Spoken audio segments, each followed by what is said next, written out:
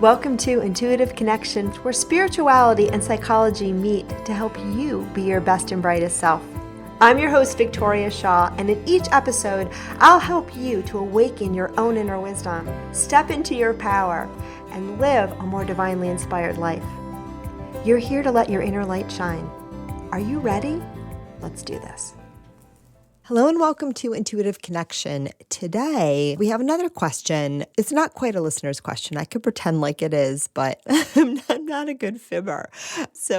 I'm sure it is a listener's question, even though I did not receive it from any of you. But it's a question that I get a lot from people who are working on connecting with their intuition. And I think it's a really important one. And the question is, why is it that it sometimes feels easier to get intuitive nudges and information about other people than it does about ourselves?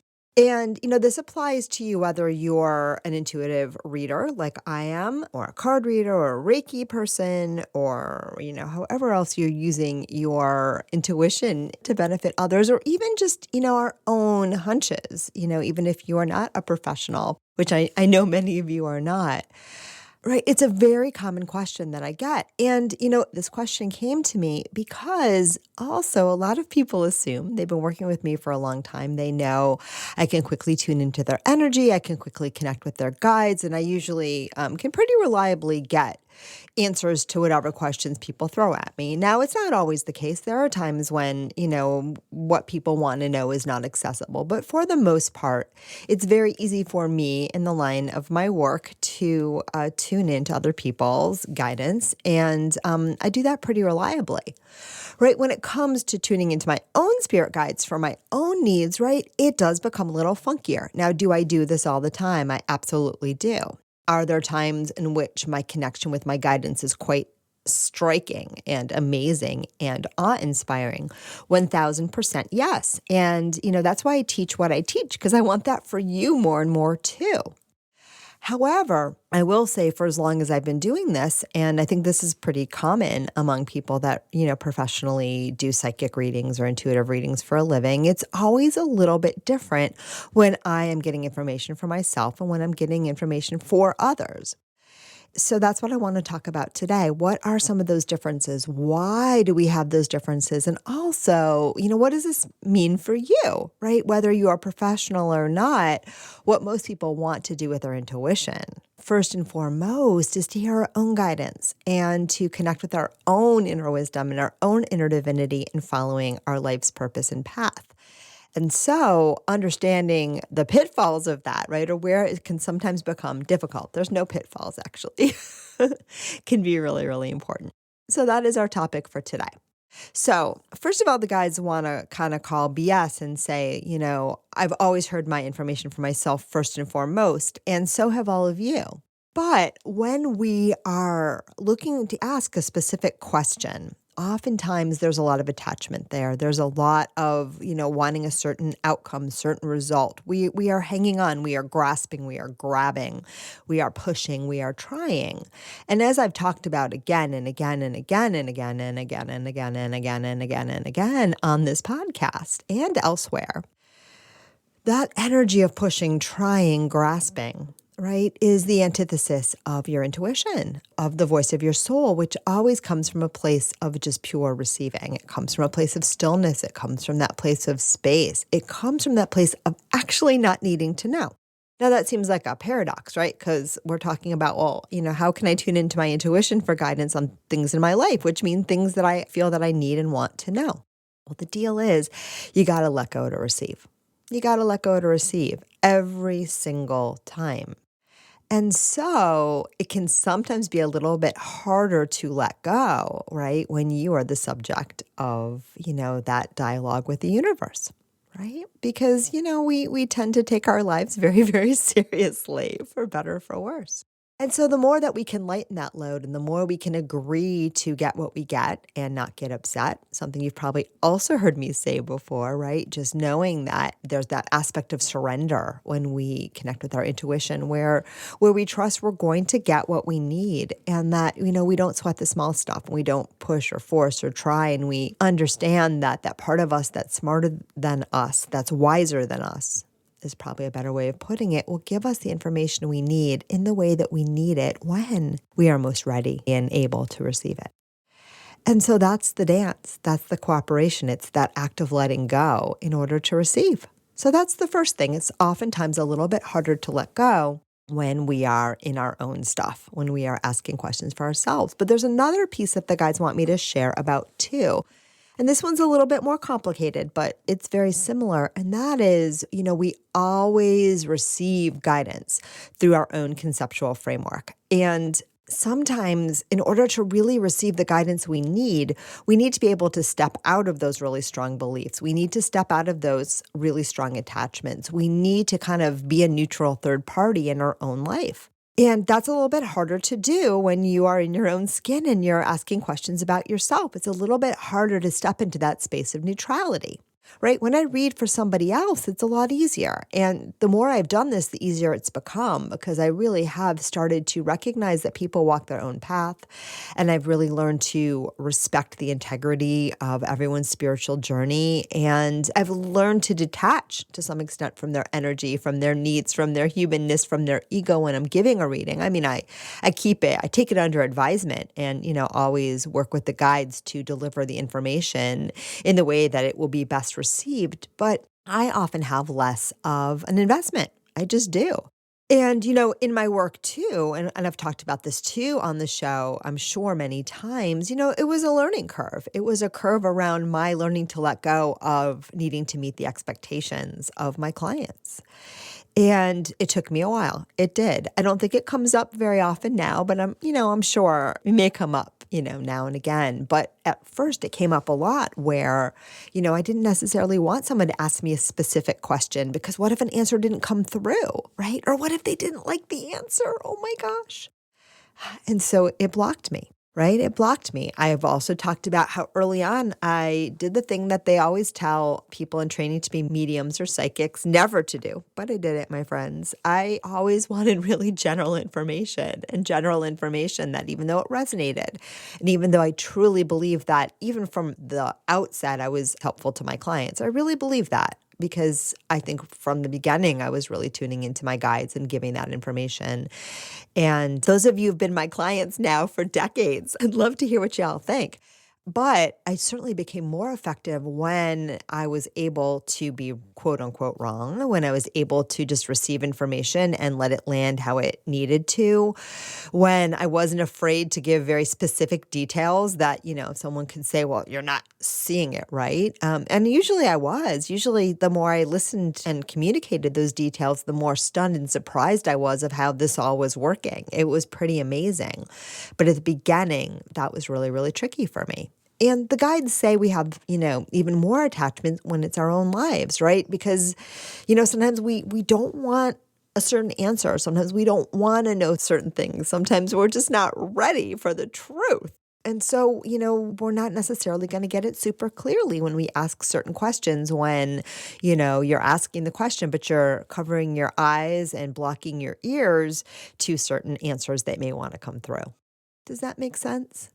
And so when we are very stuck in our own lives, and stuck is not a word I usually use, but, entrenched. Let's use the word entrenched. When we are entrenched in our own lives, in our own way of being, in our own attachments, in our own belief systems, it can sometimes be a little bit harder to shake things up, right? And that's where a fresh perspective can be really helpful. And that's why I always have people in my world that offer that perspective to me. Sometimes too, I will say in my experience, and this actually happened to me recently, and it was pretty cool. There are things that we know, right? We know there's spiritual truths that and ones that you might even know consciously, that you've been taught, that you've shared with others, that you've learned. I have had things that I have told many, many, many, many, many other people. But somehow, I missed how that might apply to me, right? And when I see it, I'm like, oh yeah, of course that's true. I've told that to countless other beings. It has come right through my mouth as guidance for so many others, but I was missing the memo that, it was true for me too, or it was true in this situation. Because again, we get caught up in the human part. And for most of us, we're a little more likely to get caught in the humanness when it's our own humanness that is, doing the screaming and yelling and hand waving. It's just how it goes. Now, does this mean that you can never be an accurate, reader or channel or receiver for yourself? No, absolutely not. Of course you can. You're doing it every day. And some of it's getting in the back channel, meaning it's nudging you unconsciously. So please be aware of those nudges because you will start to notice more and more how they work. And you won't necessarily always have to ask a direct question to the universe and receive a direct response, in your mind's eye or your inner voice or, the chills or whatever you normally get. Because as we've talked about too many times on this podcast, some of the episodes on signs are really good examples of this. There's another one I think called Nudges and Edits. Our life is always communicating with us and our guides are communicating with us in so many ways. And so, it's not always I ask a question and I get a direct answer. In the way that I'm expecting. Sometimes it's a little bit more obtuse. Sometimes you see a sign or somebody gives you your answer or you open a book or pull a divination card or watch a movie and you have an aha moment, right? And sometimes you don't even know it's an aha moment right away. Sometimes you look back and go, oh my God, that was my guidance. Like I didn't see it then, but oh my God, I see it now. I just had this experience. I had attracted into my space a new client, and I'm not going to give the details because I want to respect this person's privacy, but the issue that the person came in to work on turned out to be uncannily crazy synchronous with something I was dealing with in my own life. And, there's a little bit of a time lag. So her issue came and then it happened to me. So there's that. But even so, it took me a while to see, oh yeah, that was the universe starting to get me used to this idea, because the information that came through for her was information that I was going to need to hear too. So that's another beautiful example about how our guidance speaks to us. And at the moment, I didn't know that it was speaking at all, right? But I can look back and go, oh, okay, my intuition is working. My guidance system is intact, right? And again, sometimes I just have to let go and let it do its thing. And then, you become more aware of how it's working. You don't always have to ask the direct question, or let me rephrase that. You can always ask the direct question. Ask away. Please, please, please, please, please. Ask your guides, your higher self, your soul, anything, your inner being, whatever words you want to use, anything you like. And then get out of the way and know that those answers are coming, when you're ready to receive. But sometimes if we are too involved, if we have our nose too close to the page of the problem, it may come to us in indirect ways or surprising ways, or we might not even recognize it's coming to us. We might not even recognize we're being guided. But guess what, friends? You are. You always are. And sometimes you don't even need to know right away to have that job being done. So know that too. Know that too. All things will come to us in divine timing. And it's really about connecting with your intuition is really about, agreeing to cooperate with that wiser part of yourself as much as you can and keep reorienting yourself to that intention. And remember, when we reorient ourselves to the intention of, aligning with that highest, wisest part of ourselves, we also let go of any expectations of how it's supposed to be, right? Or what it's supposed to tell us or what we're supposed to know. We get to let go of all of those things because, again, our higher self, our soul knows better. The guides want me to end this episode with some pointers about how we can receive guidance for ourselves, especially in those places where we are really like hanging on, hunkering down, and, might be getting in our own way of receiving. And again, there's nothing wrong with this. It's normal. And so again, when you are asking for guidance on your own behalf, please be patient and kind with yourself. I know that I am patient and kind with me. And I also know that, yours truly follows her intuition first and foremost through most things in my life. But it also means a letting go on a level that I didn't have to really do when I was doing things the old muggle way and believing that I was following my mind. And, even when we think we're following our mind, we're just dancing in circles around what's happening for us anyway. If you think about it, there are two paths to follow, but it's the same path. It's just that one is just a little bit more circuitry. I can't say the word, but oh my God, it's going to drive me nuts. When you're going in little circles, that's the word I'm going for. And so you're getting to the same place, but you're zigzagging around. And your soul, if you listen to it and you align with it, will just get you there a little bit more directly when that direct path is called for. And by the way, sometimes it's not. Sometimes we learn from walking in circles for a while, but we're always moving forward. You can't not be expanding. It's not possible. It's actually what you're here to do. And it's happening naturally, my friends, whether you recognize it or not. The name of the game with following your intuition, though, is just to, be able to expand more intentionally, more directly, and most importantly, more joyously. I'm all about the joy, aren't you? I know I am. So the first thing that they want to share is, and we've talked about this before, anything that gets you out of your mind will help you connect. Right? So that can be going for a long walk, which is what I'm going to do when I'm done with this episode. It can be, for me too, getting in front of the microphone, because oftentimes when I'm in front of the microphone, it cues me to get out of the way and let the guidance come through. And sometimes, it's very surprising what happens when I sit down. For some of you too, that can be practices like journaling, like automatic writing. It can be moving your body in other ways, any kind of repetitive exercise, driving your car, taking a shower or bath, meditating, singing, ecstatic dance. Anything that gets you out of your mind can sometimes tap into your intuition in surprising ways. It can also be, again, without any of that kind of magical thinking, which is where we try to make sense out of everything. But just with that softer mind, the mind that just, when you know, because you know kind of mind. So really no mind at all.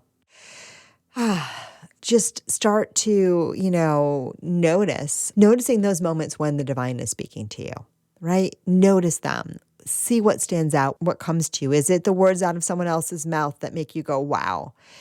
Is it, a sign? Is it something that you hear on the radio? Is it something that I just said right now in the last 18 minutes and 35 seconds on this podcast that just made you go, oh, I needed to hear that? Because that's how our spirit speaks to us. That, to me, is your intuition at work. We often think intuition is just that voice in our head or something that's an internal experience. But friends, the way I say it, and again, it's just words, so you can understand it however you want. But I look at intuition more broadly as your whole spiritual GPS system, which means sometimes it's going to come in surprising ways that don't feel like they come from within. But because we're all connected, right? It's all you anyway. And more importantly, because you have that internal feeling of knowing. And we've talked about this before, but as soon as you start to try to figure out if you know or you don't know, you fell out of it. So just know that you know when you know. And if you're not sure, it'll come again. It'll come as many times as you need to recognize that that is true guidance. True story.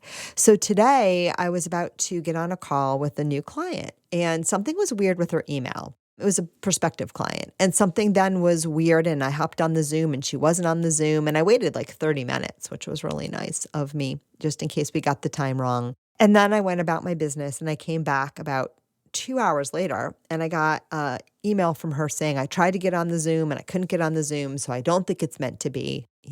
That's the end of the day. Now, that's not my read at all. That's not my read at all.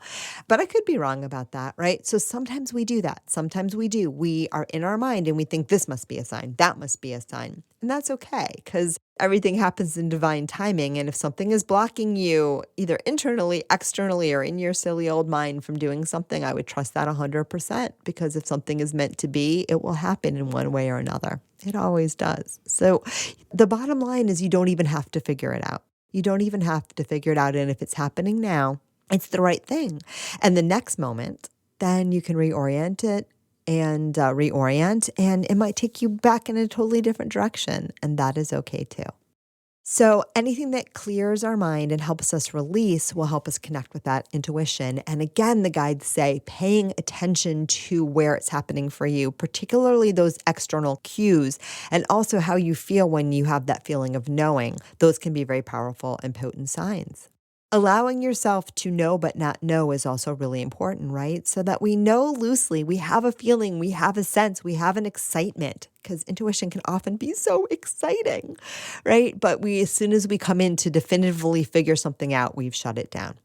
Okay, so be aware of that too. And they also say that sometimes, and this is fascinating, when we are getting information for ourselves, and I see this sometimes when I get information from clients as well, that, we're not ready to assimilate it all at once.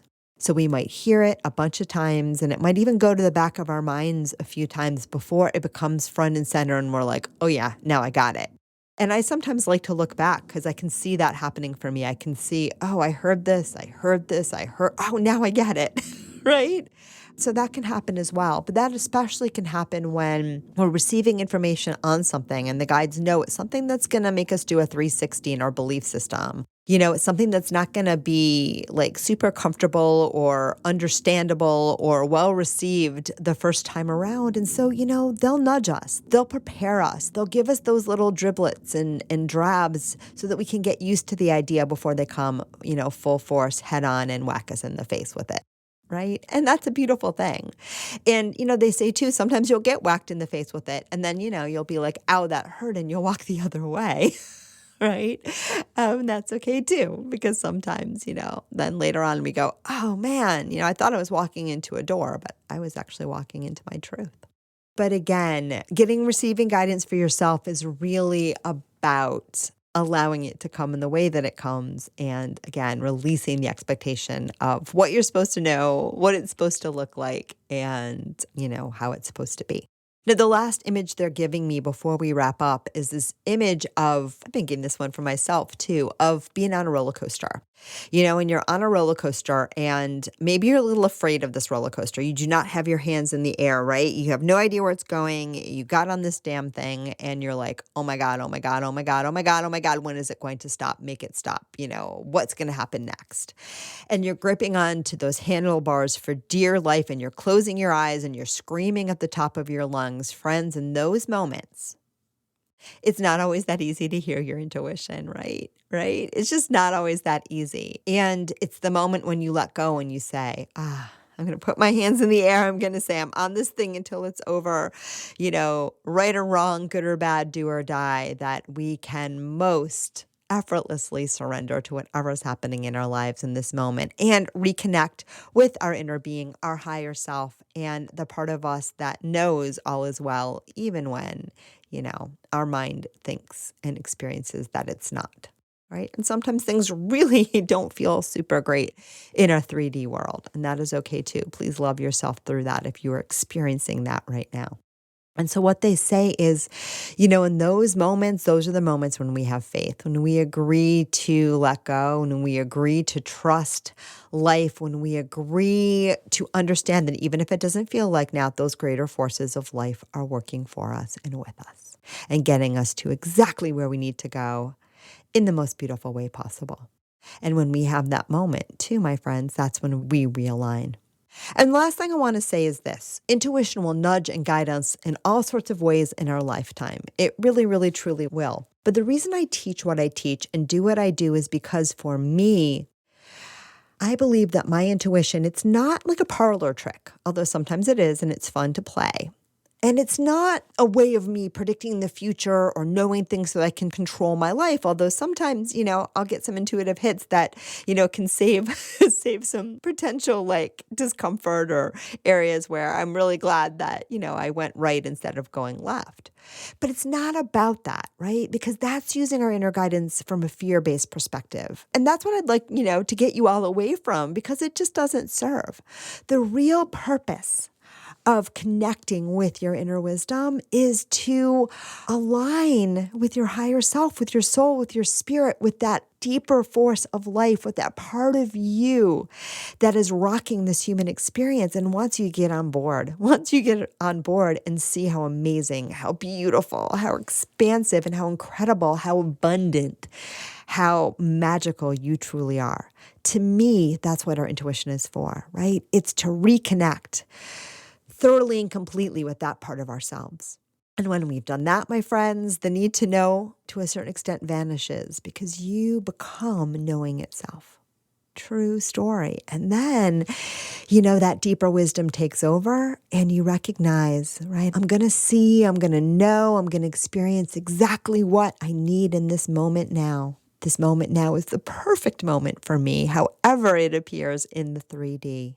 And I love myself. I love myself so truly and deeply. And I know, right, that I am bigger, wholer. I know that's not a word, more complete than that small human self that I love so much. And I know too that in these moments, right, I am all that is, right? I'm a part of that. And I know too, and I want to get this from the guides, but this is what I want to say. I know I got this. I know I got this. And those are the moments, my friends, when your intuition will speak to you loud and clear because you will be most very ready to receive. All right. I hear so many other questions about this one. So I promise you, when this episode goes live, join me over in the Intuitive Connection community and we will have some lively discussion about this question because I can see some of you guys are puzzling and it is such a big question. In the meantime, I hope that you enjoyed this episode as much as I did. I love you all and thanks for tuning in. Namaste. Thank you so much for joining us today. I hope that you found joy, strength, inspiration, and clarity from today's episode. If you'd like to learn more and connect with an amazing group of like-minded souls, please join us over on Facebook in the Intuitive Connection Community Facebook group, where we explore these topics in deeper detail, have additional live teachings, and host Facebook Lives with our amazing guests. I hope to see you there. And of course, if you want to learn more about me or the work that I do, please check out my webpage, victoriashawintuitive.com. Thank you so much again, and namaste.